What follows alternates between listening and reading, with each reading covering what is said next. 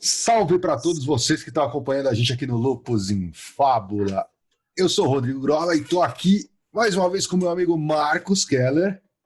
Saudações a todos ainda, e continuamos e continuaremos falando sobre a simbologia nos arcanos maiores do White e da Pamela. Estamos aí. E hoje, seguindo a sequência que a gente tem feito, a gente vai falar da Carta da Justiça. E como a gente vai falar da Carta da Justiça, por que não chamar um amigo nosso advogado para falar do assunto?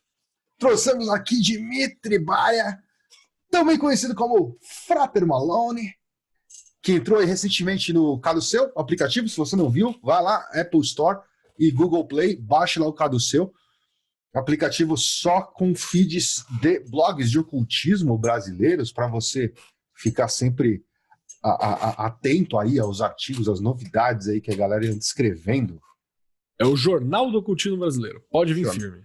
É isso aí. Tudo tranquilo aí, Dimitri? Tudo bem, é um prazer grande estar aqui com vocês, é uma honra para mim poder dizer que eu sou ex-aluno do curso de Tarô e Mitos Modernos, um curso excelente que eu indico a todos que procurem fazer, conhecer, você só tem a ganhar com esse curso. Muito bom, eu estou muito feliz de estar aqui com vocês hoje. E tem turma para setembro, hein? Turma para o mês que vem, link no post. Cola com nós. Vem com a gente. Vamos começar então, Kelão? Vamos lá. Bom, a justiça, na verdade, ela tem, acho que 4 grandes tópicos para a gente abordar, né? O primeiro tópico de base, a gente falar das colunas do templo, mas isso a gente já falou lá na sacerdotisa, então aqui repete a mesma coisa. A gente tem a coluna de Hakim e Boaz, rigor e misericórdia. A diferença aqui está no manto, que agora, em vez do manto espantado, a gente tem o manto púrpura. E para falar sobre essa questão do manto púrpura, ninguém melhor que o Marcos Keller, historiador, que consegue falar mais detalhadamente sobre esse assunto. Vamos lá. Antes do século XX, várias cores eram bem problemáticas de serem construídas, de serem arranjadas. Por isso que quando você vai procurar alguma coisa sobre Revolução Industrial, uma parada assim, você sempre tem aquelas cores mais terrosas, né? Um bege, um preto, que são as cores com mais facilidade de tintura para ser criada. Foi agora no século XX que a gente começou a criar várias tinturas artificiais. Então hoje a gente consegue praticamente qualquer cor. Mas isso é algo recente, muito recente. Antigamente, as cores mais difíceis de se conseguir eram o vermelho e o púrpura. São as cores mais difíceis de você ter. Esse púrpura específico que é utilizado na Carta de Justiça é muitas vezes chamado de púrpura tírea, que é um pigmento extremamente difícil de ser conseguido. Você tem que tirar ele de sangue, é tipo sangue, né? O substrato de caramujos da família Muicidade, e é desgramento para conseguir, cara. Muito difícil, dá muito trabalho, tem a criação, conseguir os caramujos, era bem complicado de você ter, tinha muito esforço. Por isso, era extremamente caro, e quem podia ostentar esse tipo de cor eram as elites apenas, né? E ainda tem algumas outras características de grande valor nessa antiguidade, porque essas peças mais vibrantes, como o vermelho e como o púrpura, eram mais difíceis de você conseguir de desbotar com facilidade. Então ele mantinha aquela coisa de principal, aquela coisa de vivo, de brilhante, mesmo na exposição ao sol. Então é bom deixar isso bem claro. Outra coisa que é bom falar, que eu acho que o primeiro povo que deve ter conseguido esse tipo de tinta foram os fenícios, isso há muito tempo atrás, né? Por volta de 1200 a.C., mais ou menos, que é quando os fenícios eram expoentes comerciantes nesse período. E todos os custos do trabalho envolvido nessa produção, além das características marcantes, acabou fazendo com que o púrpura ficasse associado, esse pigmento, a um símbolo de status, que você comprava desse povo tão diferente para os olhos gregos, por exemplo, para os olhos do ocidente do período.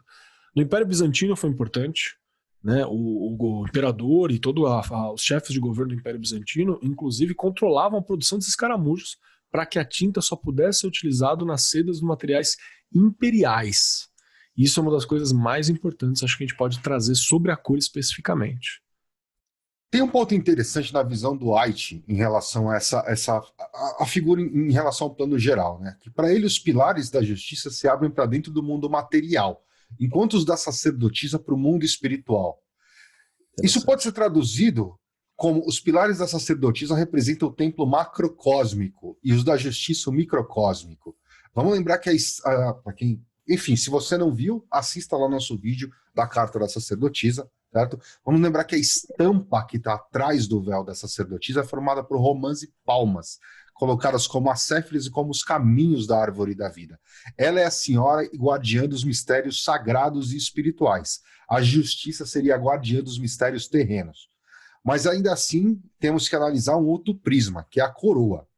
A coroa é relacionada com Keter, a esfera mais alta da Cabala. Tá? Normalmente aquela ideia das coroas em si, as pontas, né, são raios, representam iluminação. Ela é uma representação direta da divindade. A coroa, especificamente da justiça, ela tem 3 pontas, e a gente precisa lembrar que muitas das analogias do White têm correlações cristãs.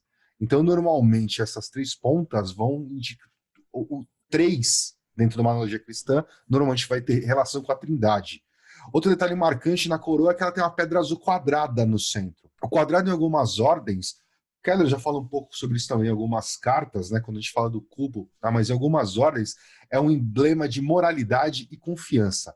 Sendo assim, se você pegar o véu púrpura, embora ele esteja ligado com os mistérios terrenos, a própria imagem tem uma conotação de um status quo não mundano. Tá? Então, assim, ela representa uma justiça divina.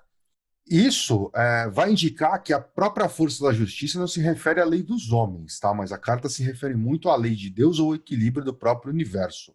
Falando um pouquinho do Paul Foster Case, que a gente sempre cita nos vídeos, ele vai fazer uma referência a isso usando a máxima ocultista que diz que o equilíbrio é a máxima da grande obra. Tá? E ele faz uma referência disso citando a lei da polaridade do Caibalion, dizendo que para destruir uma vibração indesejada, coloque em funcionamento o princípio da polaridade e concentre-se no polo oposto que deseja suprimir. Para você que não lembra qual é a lei da polaridade, o enunciado dela diz que tudo é duplo, tudo tem 2 polos, tudo tem seu oposto. O igual e o desigual são a mesma coisa. Os extremos se tocam. Todas as verdades são meias verdades. Todos os paradoxos podem ser reconciliados.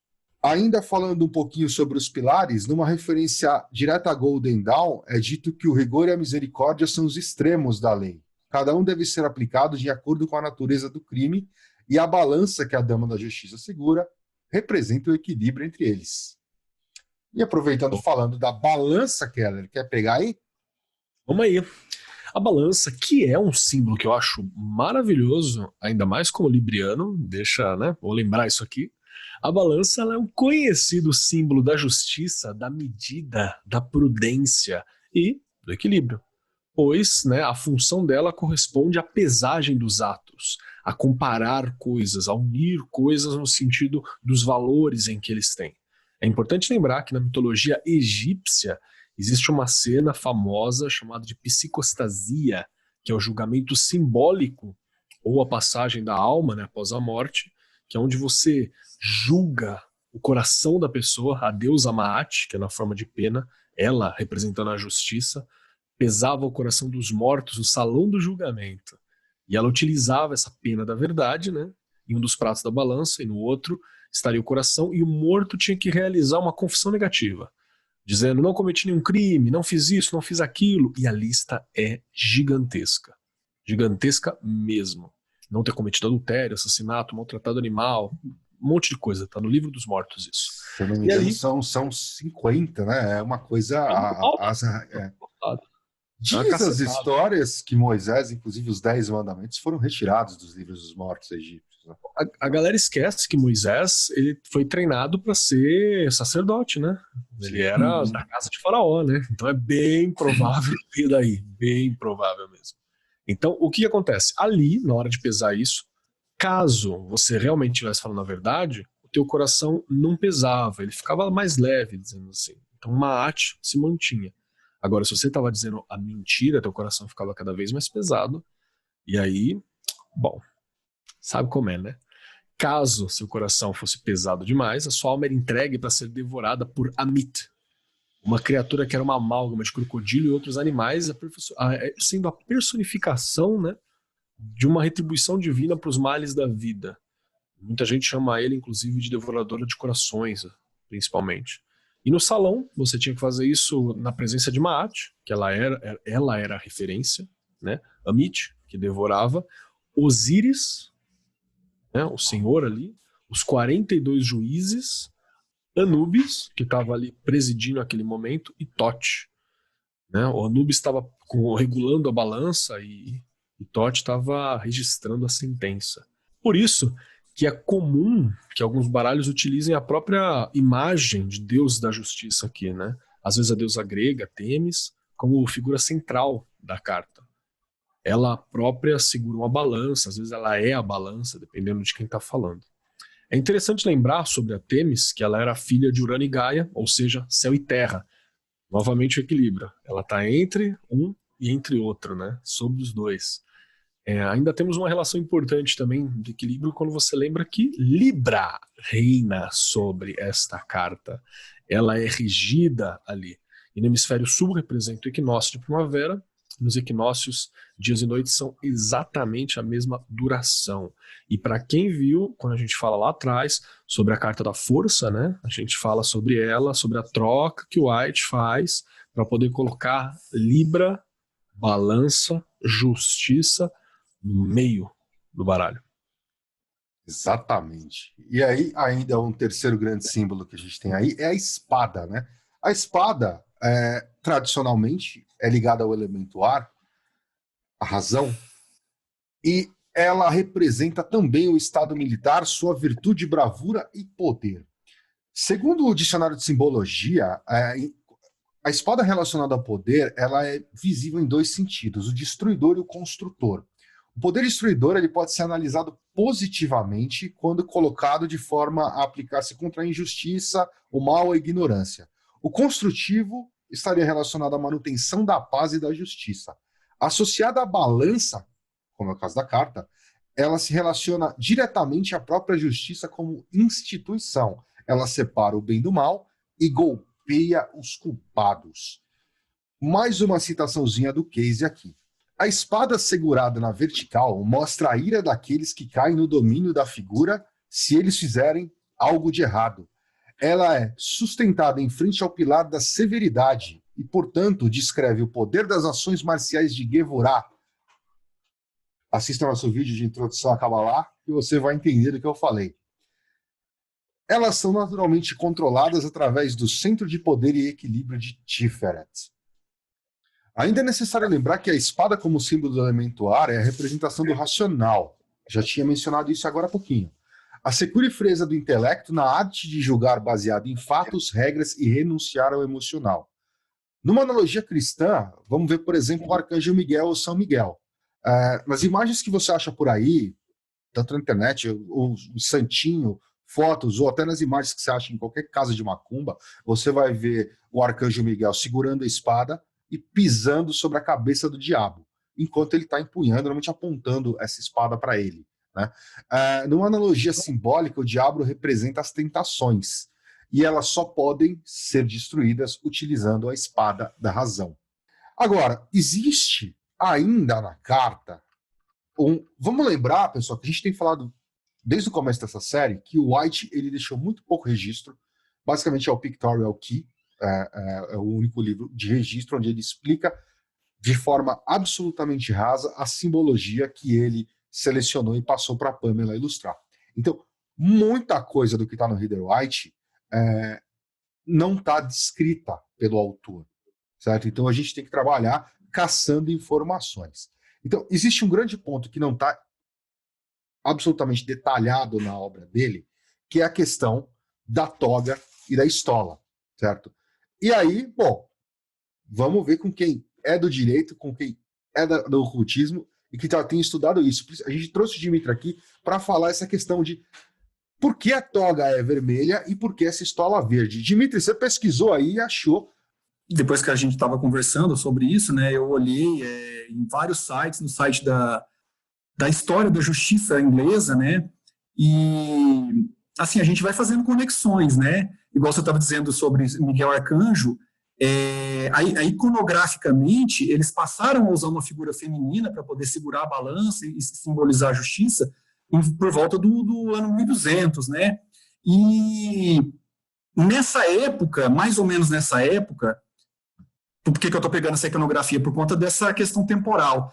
A estola verde era usada normalmente na época do verão. Quando o clima estava mais quente, eles usavam a estola verde, né? Quando estava inverno, eles usavam uma estola preta, uma estola mais escura, um azul escuro, índigo, né? Então, eles tinham muito essa questão da época do ano. As estações do ano influenciavam nas roupas dos juízes. A partir de 1300, a última vez que se ouviu falar do uso de uma estola verde foi em 1354. Depois daí não se usou mais, nem se ouviu mais falar sobre o uso da estola verde. Mas eu acredito que a Pamela tenha tentado resgatar, por conta dessa iconografia, por conta dessa questão histórica toda que está envolvida aí, né? Ela tentou resgatar de alguma forma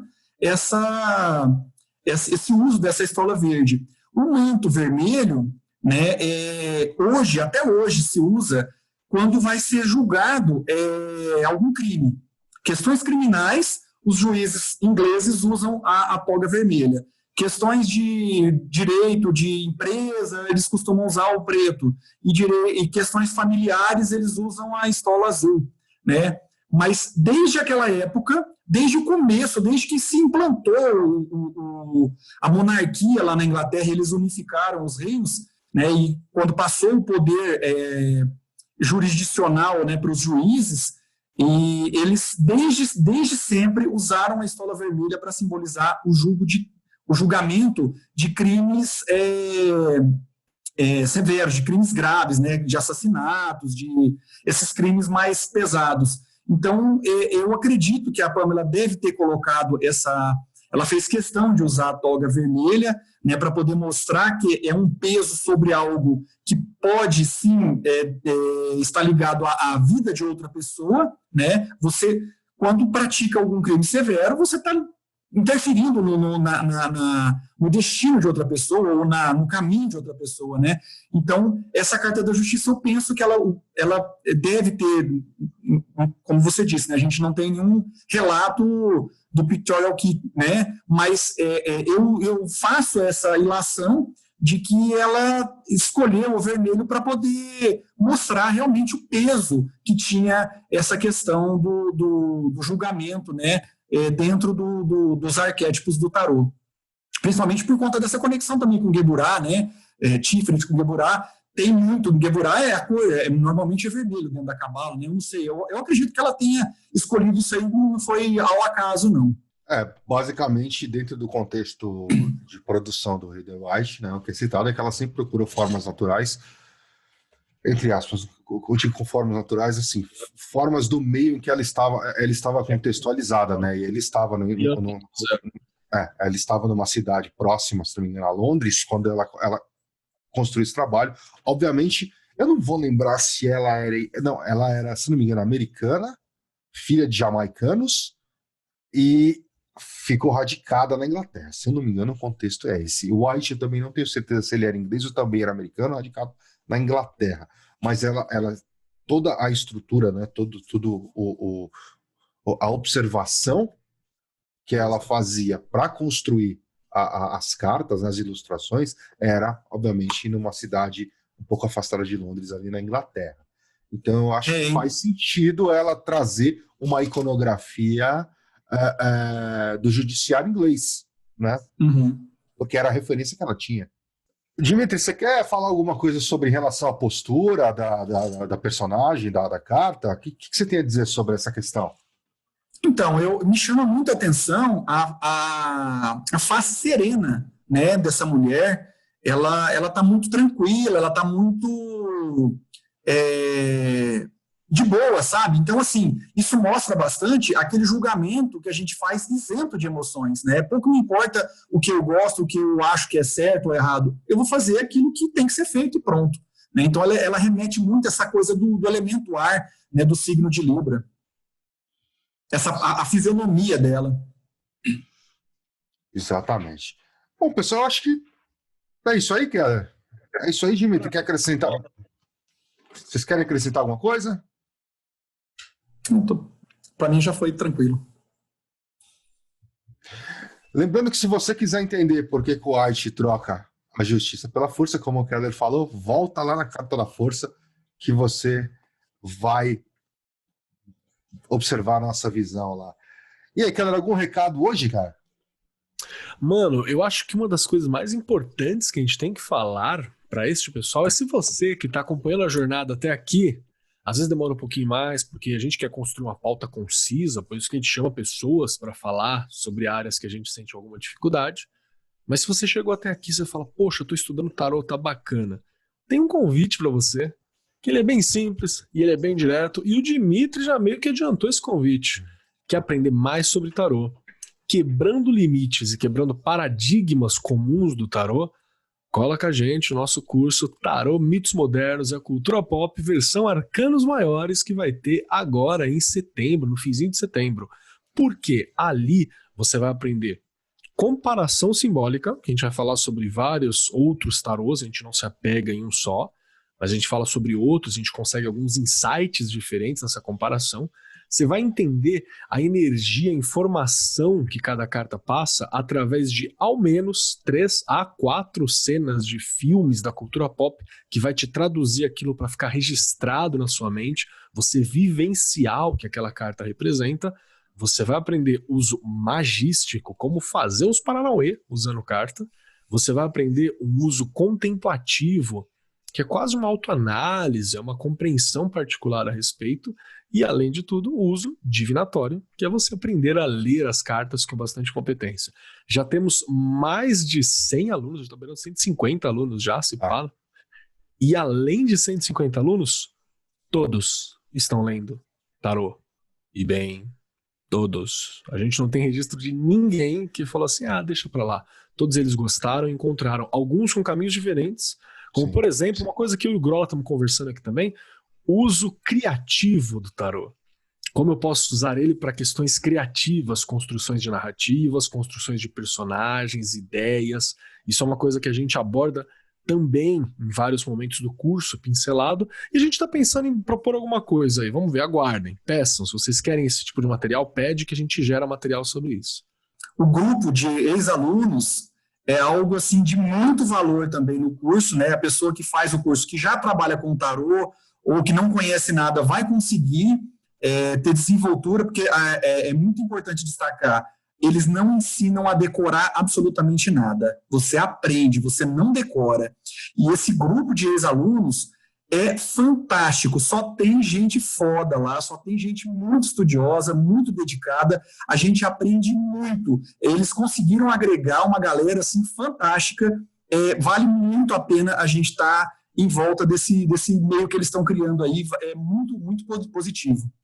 Perfeito. A gente às vezes esquece de falar, mas tem esse grupo, que é um grupo no Telegram, onde a gente troca leituras, cria leituras, troca sistemas de leituras, troca conversa, é muito bacana, cara. Uma comunidade muito boa.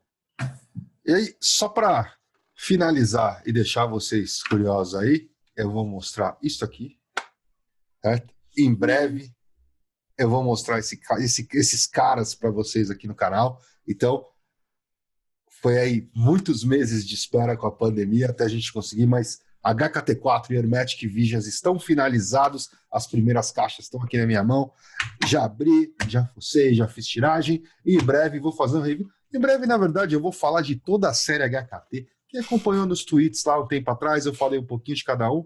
Eu só preciso pegar todos os meus baralhos aqui, eu vou fazer uma análise geral da série toda, tá? Desses anos de trabalho aí que culminaram no HKT4, no Hermetic Vision e no Legacy, que está aqui também. Então vamos falar mais deles. E Pode se você... HKT tem uns 6, 7 anos, né, Grola? Cara, eu tô meio perdido nessas contas. Eu acho que tem uns 7 anos, pelo menos, do primeiro HKT até hoje. Foi aí mudanças de perfil de produção, mudança de material, revisões. Ele é um projeto que está indo.